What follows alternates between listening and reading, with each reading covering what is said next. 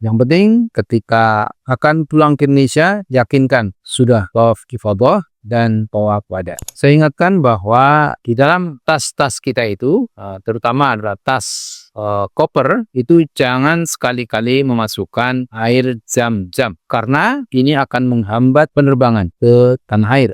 Bismillahirrahmanirrahim. Assalamualaikum warahmatullahi wabarakatuh. Sahabat-sahabat sekalian yang dirahmati Allah Subhanahu wa taala, alhamdulillah pada kesempatan ini kita bisa berjumpa kembali di dalam sesi kita tentang pembelajaran teknis ibadah haji. Nah, kali ini saya ingin menyampaikan bagaimana persiapan dalam rangka kepulangan dari Arab Saudi menuju ke tanah air Indonesia. Tentu saja kemudian sebelum pulang ke tanah air, maka yang harus dipastikan yang pertama adalah tawaf ifadah. Bahwa sahabat semuanya yang menunaikan ibadah haji harus memastikan bahwa tawaf ifadah sudah dilaksanakan. Ini merupakan penyempurna, penutup dari seluruh rangkaian ibadah haji yang dilakukan. Nah, sehingga harus dirancang kapan akan melakukan tawaf ifadah sehingga ketika pulang ke Indonesia sudah yakin benar-benar sudah melaksanakan tawaf ifadah. Nah, secara syar'i nanti kita bisa melihat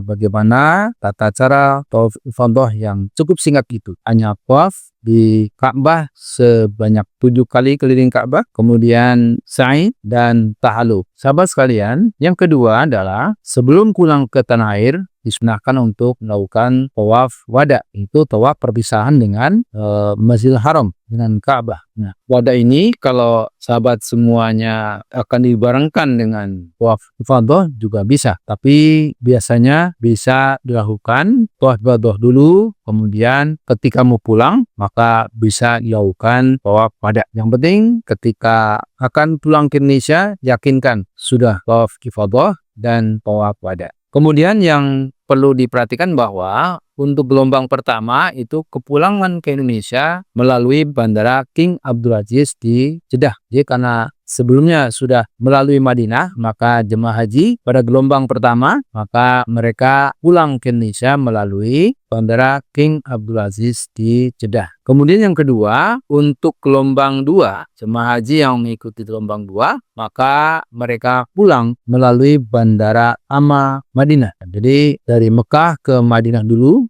selama kurang lebih 8 atau 9 hari, kemudian baru pulang ke tanah air Indonesia. Yang perlu diingat juga bahwa barang bawaan yang bisa dibawa adalah tas koper bagasi ya, yang batasannya adalah 30 kg, kemudian tas tendengan dengan berat kurang lebih 7 kg dan tas paspor. Ini yang harus kita yakinkan. Saya ingatkan bahwa di dalam tas-tas kita itu, terutama adalah tas koper, itu jangan sekali-kali memasukkan air zam-zam karena ini akan menghambat penerbangan ke tanah air. Kenapa? Karena ketika di X-ray kalau ditemukan ada air zam-zam, tentunya air zam-zam itu akan dikeluarkan oleh petugas bandara, sehingga ini akan menyulitkan dan memperlambat alur penerbangan dari Arab Saudi menuju ke tanah air di Indonesia. Kemudian berikutnya adalah yakinkan gelang itu masih dipakai ya. Jadi walaupun akan pulang ke Indonesia, gelang tetap harus dipakai karena itu merupakan identitas kita. Sehingga kalau terjadi apa-apa, maka identitas itu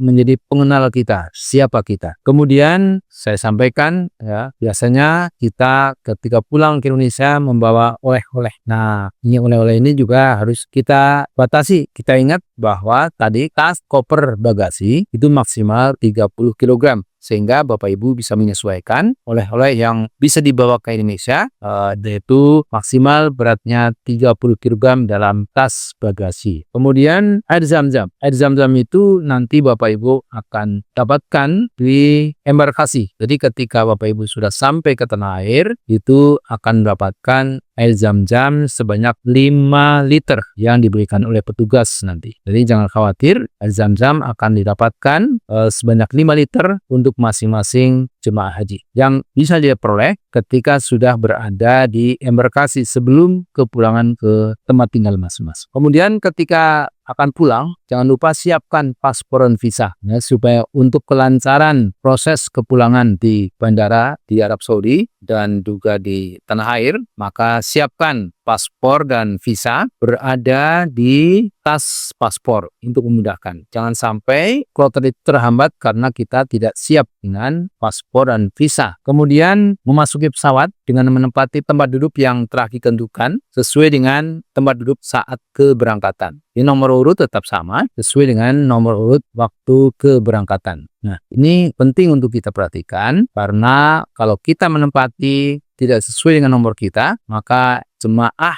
yang memiliki nomor urut yang bersangkutan juga akan menuju pada tempat duduk tersebut. Sehingga kalau Bapak Ibu menempati tempat duduk punya jemaah lain, nanti akan menghambat proses kepulangan di pesawat nantinya. Kemudian ketika sampai di bandara embarkasi yang bersangkutan, maka jemaah haji turun menuju ke bus yang sudah disiapkan oleh petugas, sehingga Bapak Ibu tidak perlu masuk ke mana-mana, ke ruang tunggu dan sebagainya, tidak perlu. Sehingga Bapak Ibu langsung menuju ke bus yang sudah disiapkan dan bus itu nanti akan membawa jemaah haji untuk menuju ke asrama haji atau embarkasi masing-masing. Nah, setelah sampai di asrama haji, maka tentu Bapak Ibu akan dapatkan pengarahan dari petugas, kemudian ada sambutan dan sebagainya. Kemudian Bapak Ibu mendapatkan air zam-zam seperti saya sampaikan tadi, dan juga gelang identitas.